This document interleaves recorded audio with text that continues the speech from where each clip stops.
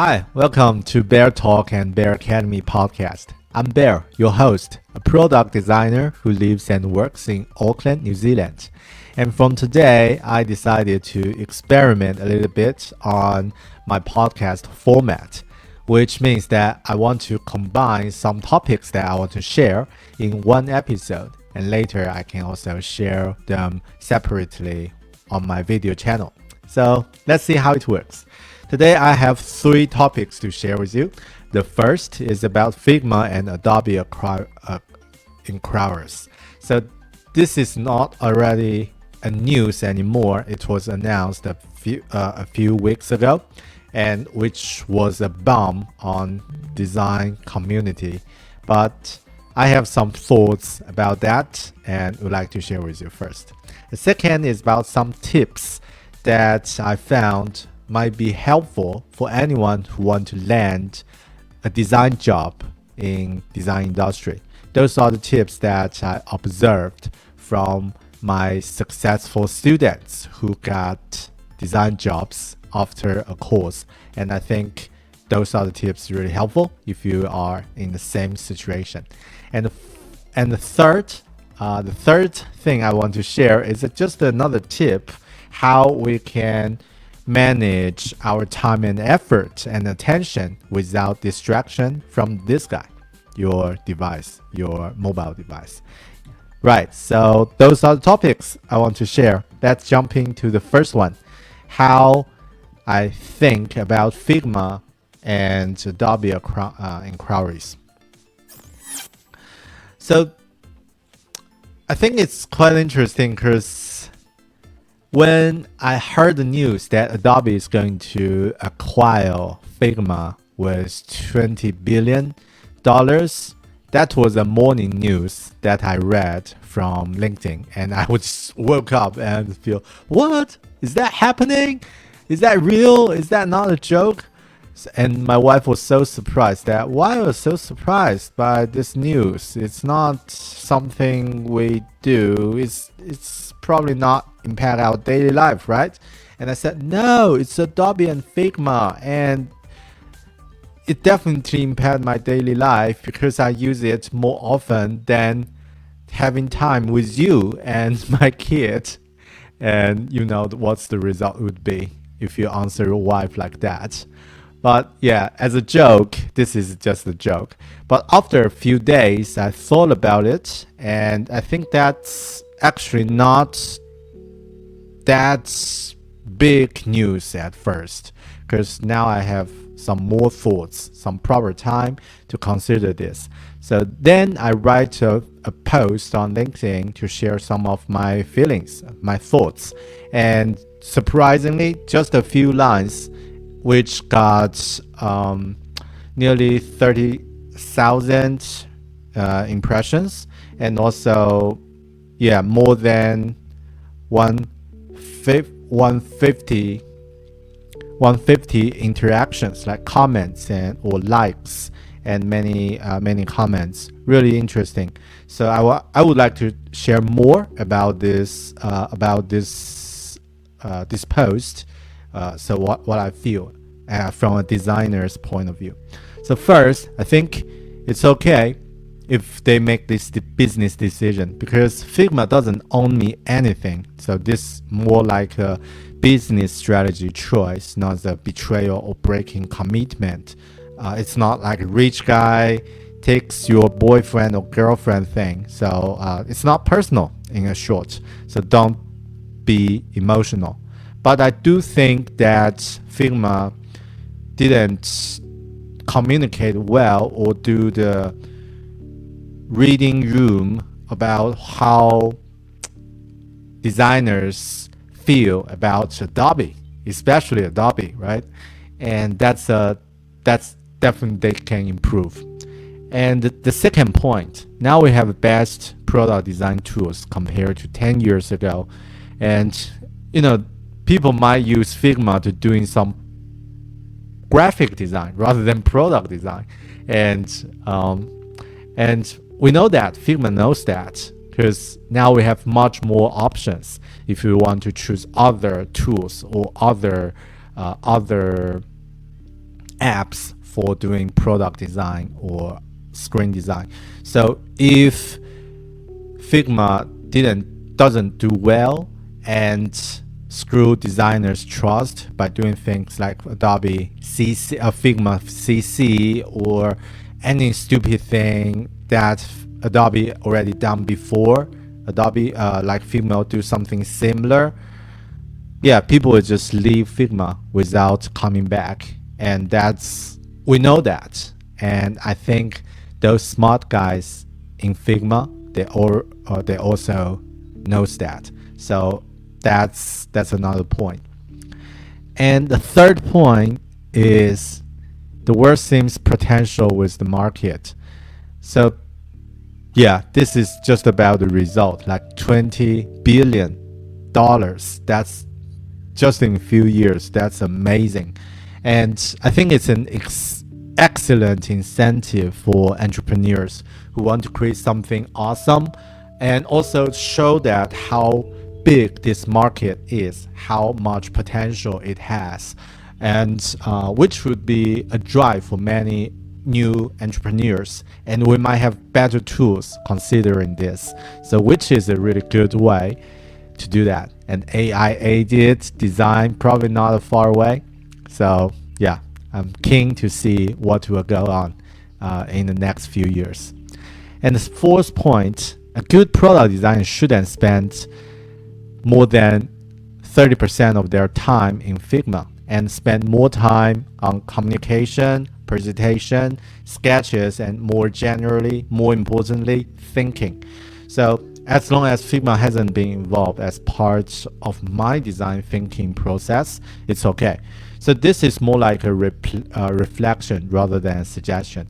And I also got the feedback from a designer below, said that people using Figma for different use cases. So it plays a much bigger role in their operations. So it's not only for product designer. That's a really good point. And it was said by Eddie Zurita, a UX specialist from 2 Degrees, New Zealand. Awesome, Eddie. I totally agree in that. And this, as mentioned, this is more like a self-reflection. So as a product designer myself, I think I should not spend so much time in Figma, because that's just a small scope of the whole picture, and I want to spend more time on thinking and my strategy and other things. So yeah, that's another point as a fourth point. The fifth point, I started my design career with Flash 15 years ago, and now it was gone when Adobe owns it. It burns me. So that's why I don't like Adobe.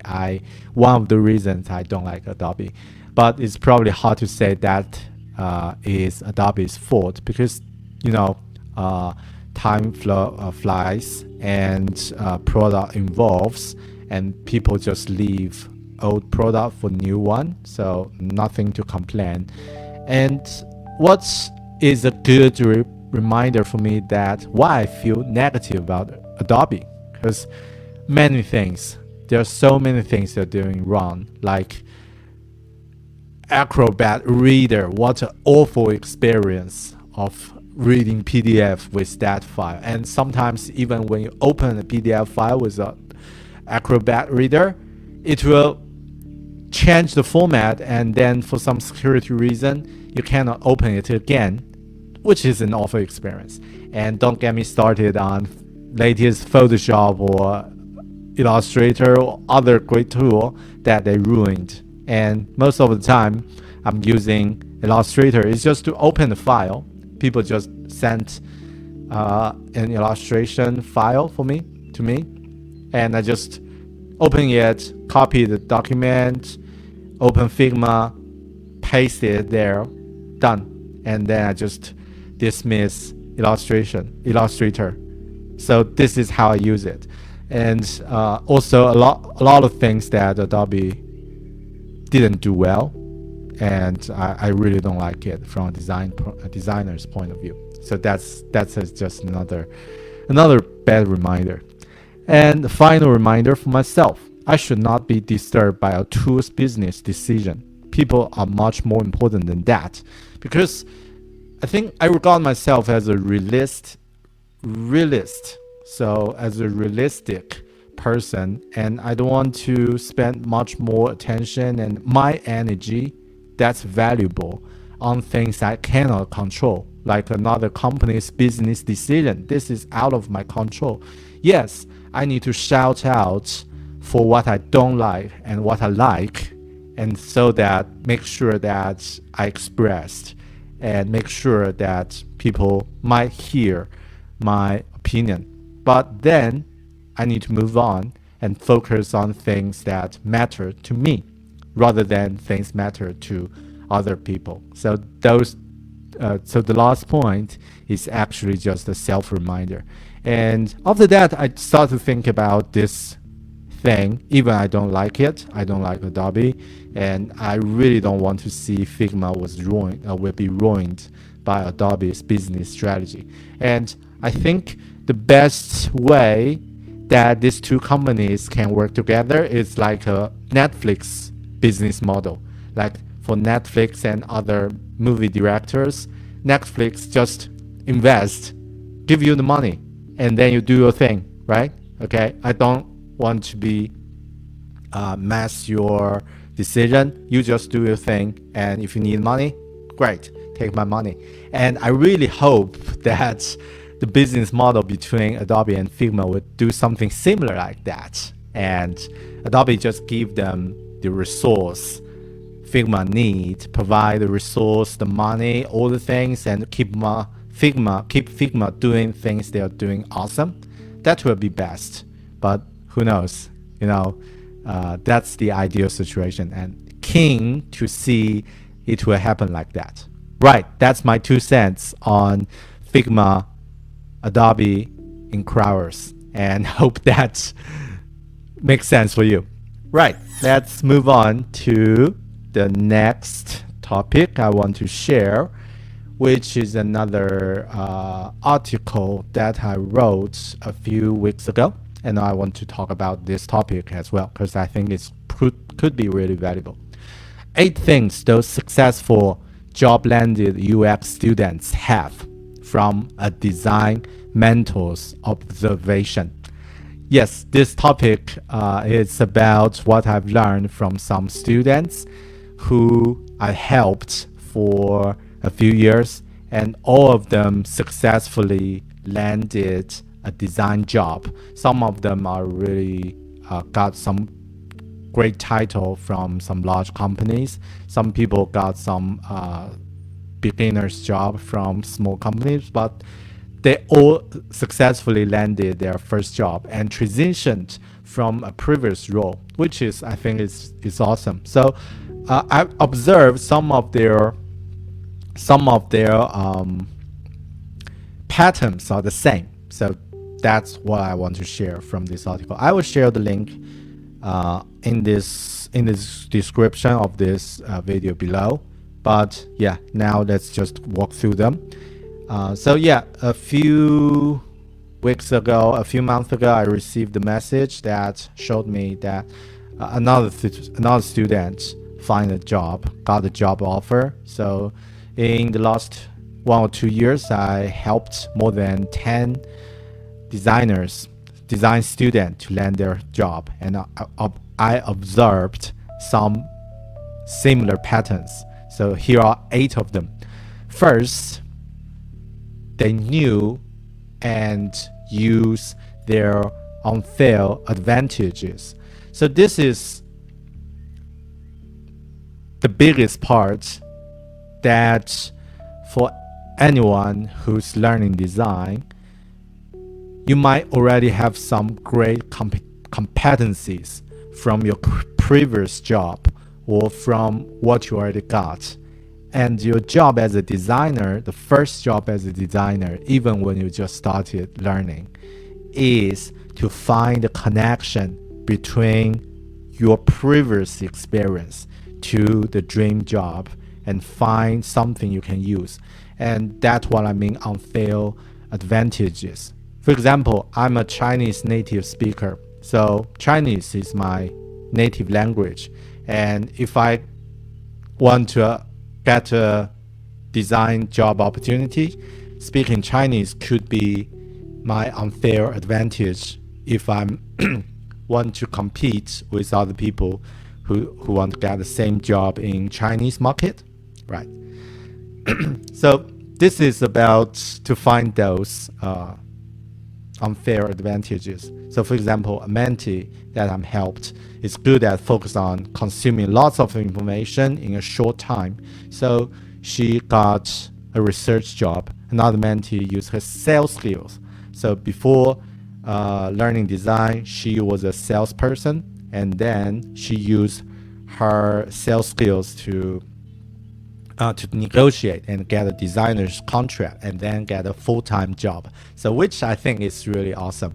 So find those connections. If you are a teacher, you're probably good at leading people. If you are a salesperson, you're probably good at persuade people. And if you are for example, an architect, you're probably good at strategy thinking. So find those connections and find those things that you are really good at and take advantage of it.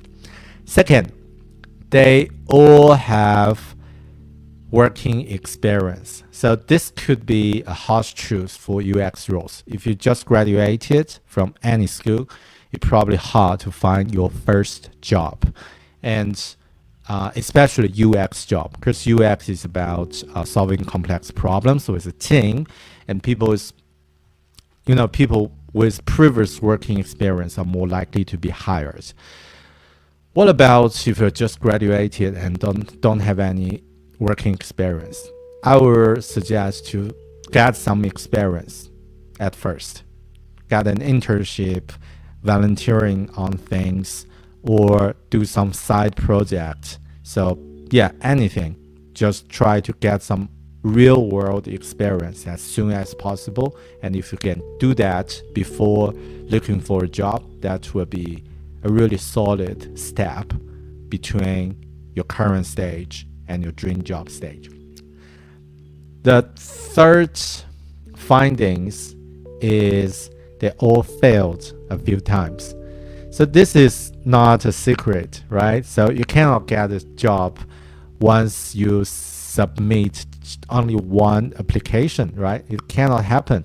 You might fail a lot of times, and I have to say that some of those students who actually just started as at first as a freelancer or as a contractor, and then started to find a better job later. So that one opportunity can guide you to another one. So yeah, be sure you're ready for some falling, for some rejections, but that will happen and you're going to get used to it, and it's good for you for the long term. Yeah. Personally, I also got a lot of rejections when I started to be a UX designer at first. Right, the fourth tips, they're all good at communication. It's not about extrovert or introvert, and it's not even about native speakers or non-native speakers. So communication is a really essential for designers, actually for any types of professionals. This is really one of the fundamentals that you want to really good at. I would suggest to find some different ways for your communication. You can improve things like listening, speaking, right? If you're not a native speaker like myself, you can learn and get used to and improve it for sure. But also you can try to find some ways that you are good at and try to take the advantage at it. For example, if you're good at drawing, if you're a visual person, great. You probably can do some sketches or use photos to describe what you feel and deliver the message. If you're good at telling stories, great, that will be awesome. You could be a storyteller. And if you're good at facilitate workshop or discussions with other people, yeah, use that for communication. So really on this part, like take the ownership of your communication and really improve it. And yeah, the fifth point, they all have a mentor. And as a reminder, mentor is not a teacher. So this is especially important for junior designer because you don't know what you don't know, and you don't know if you're doing things right or wrong. And it would be really good to get a mentor to help you. And now you can find mentors using social media. And thanks for COVID, now people get used to be reached out or to reach out people. If you haven't got a chance to meet them in person, that's okay. So yeah, I would suggest to find a local or a mentor and check with her or him regularly about your progress. So it's more like a coach, right? So try to find that person. And number 6, they learn design by doing it. So all those people that who successfully landed a job, they are doing things by learning things by doing it. And yeah, that's what I feel is really common. And also, after you complete a project, you will have some learnings and it will be a good story to share. So make sure you spend some time to practice things, not only to learn a theory, but more importantly, really build things, really try to do something and use it as an example to share a design process, design progress. Right, okay. Number 7, they didn't complain. Right, so those are the students I find really interesting because, yeah, a lot of things happened during their journey. And to be honest, it's really a long journey from the moment you started to learn design and the moment you got an offer. It's not a short journey. It could be months or even with a few years.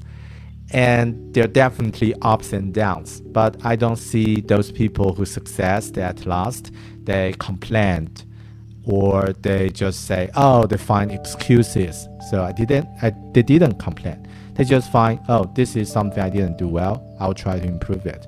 Now I'm frustrated that I didn't do well, but nothing to be complained because I'm taking the ownership of the whole journey, and I'm sure I can improve later. So those are the mindsets that they have, and I'm really happy to see this is the right attitude and highly recommend. All right, so the last point, they deal with constraints well. So this part is, as a realistic situation, everyone will have limitation and constraints. For example, if you are learning design on your free time, you probably don't have too much time on learning as a full-time student, right? And if you, like myself, at the beginning, you are not a native speaker, you probably struggled on understanding the knowledge from another language, right? So those are the things, and you probably take slow step to learn things. So those are the things as your constraint, and try to design a way to deal with those constraints. And even better, if you can find a good way to turn those constraints into opportunities, that could be better. I think I can take myself as an example because at the beginning, when I started to learn UX, and I take much slower progress because language is hard. Right, I think I lost my video.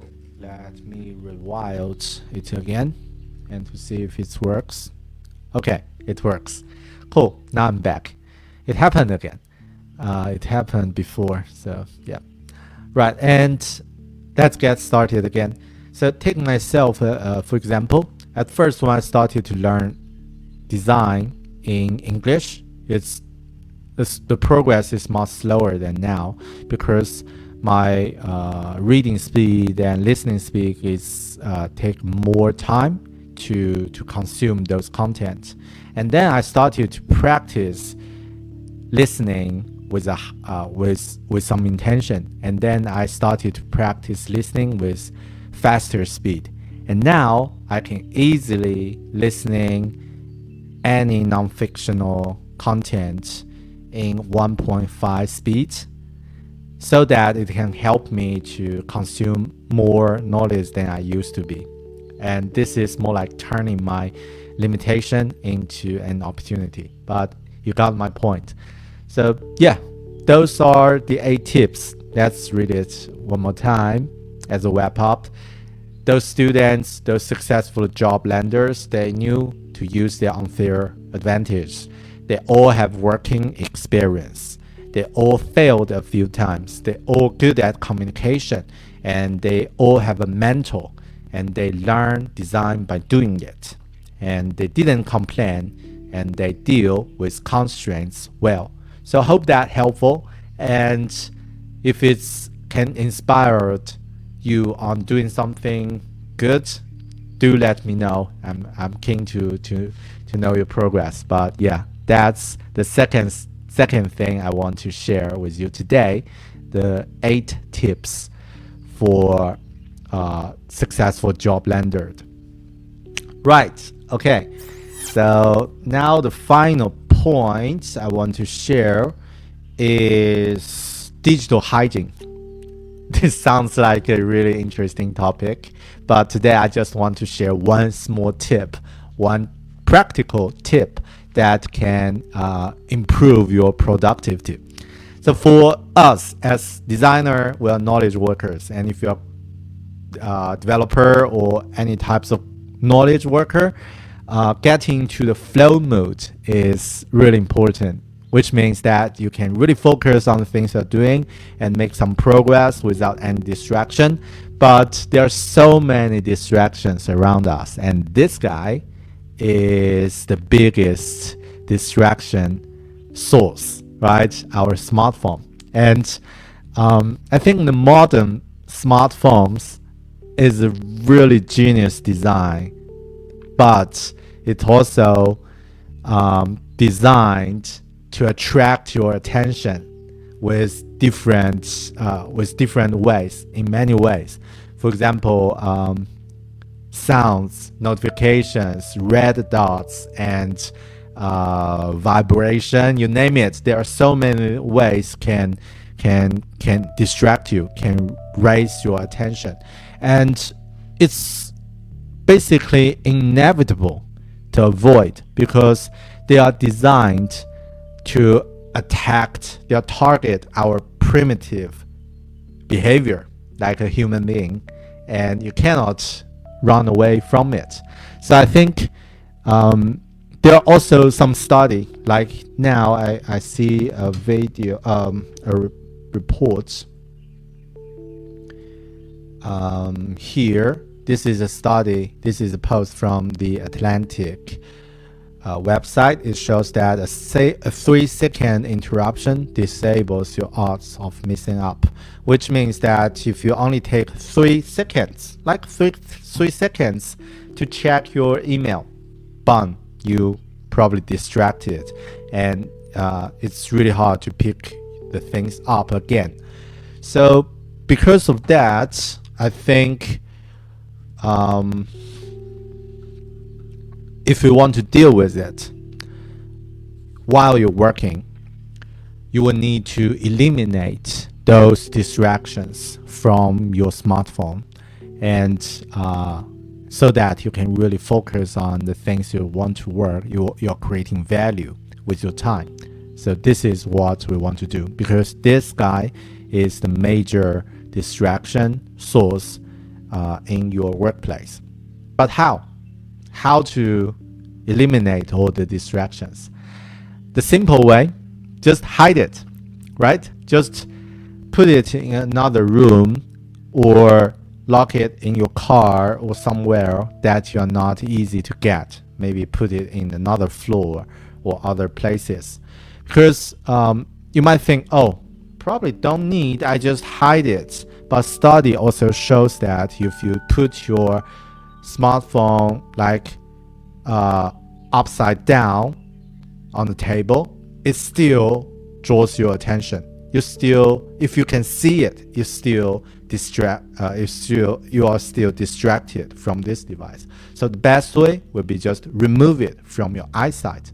And what I do, I normally would block 1 or 2 hours per day as my focus time. And during that time, I will focus on the work, normally a design work or a thinking progress or a thinking project about thinking, or sometimes just try to document things.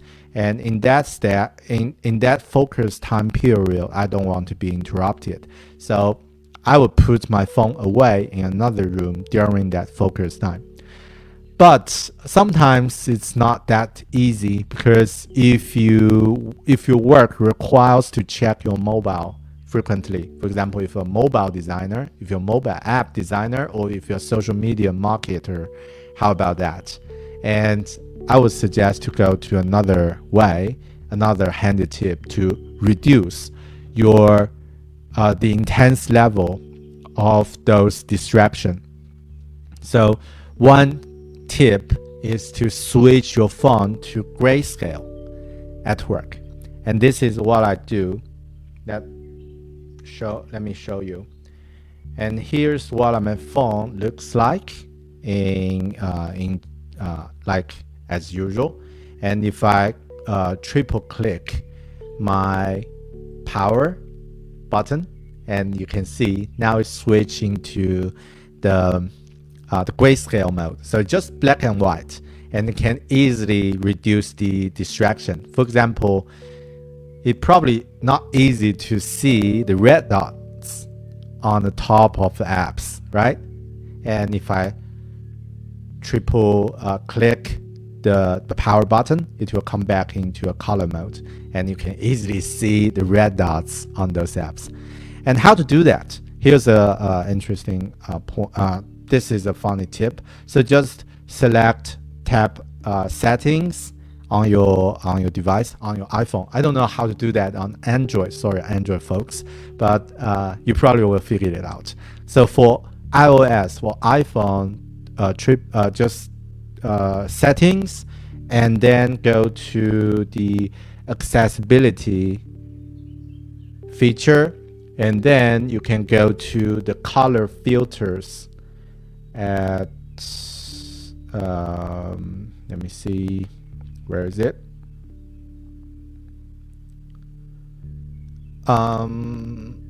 Shortcuts. Well, at the bottom of the menu, accessibility shortcut, color filters, and just tap it, and then make sure you select color filters. And then when you triple click the side button, and it will be activated. And at the top, if you check the where is it? Yeah, it's on the same place. Color filter. Yeah, it's on the accessibility menu. Or the other way is to right now I find it. Sorry. Yeah, it's saying the accessibility and display and text size, and then here you can see color filters. Now it's off because that's the reason I didn't see it. Tap it and you will see color filters, and if you enable it, and there are a few options like red green filter, green red filter, blue yellow filter, color tint, or grayscale. Select grayscale as enabled selection, and then turn it off. It will show things as usual way, and turn it on, it will show things as a black and white way. And then you can use the side button from the shortcut to enable it. Right, okay, so hope it helps. And remember, as a web app, your smartphone is a great invention, an awesome tool. So use it wisely to improve your productivity. So use it, not be used by it, not the other way around. Right, so this is the third thing, the last thing I want to share on this episode, and I really hope you like it. If you have any comments or thoughts, feel free to share on the comment below or send me an email. You can also subscribe my email newsletter so that I will share something about design, productivity, or technology regularly with you. And make sure you subscribe my YouTube channel if you like it, and my podcast Bear Academy for English speakers, and Bear Talk 狗熊有话说 for Chinese speakers. Great, and thanks for listening. I'll see you and talk to you in another episode. Bye.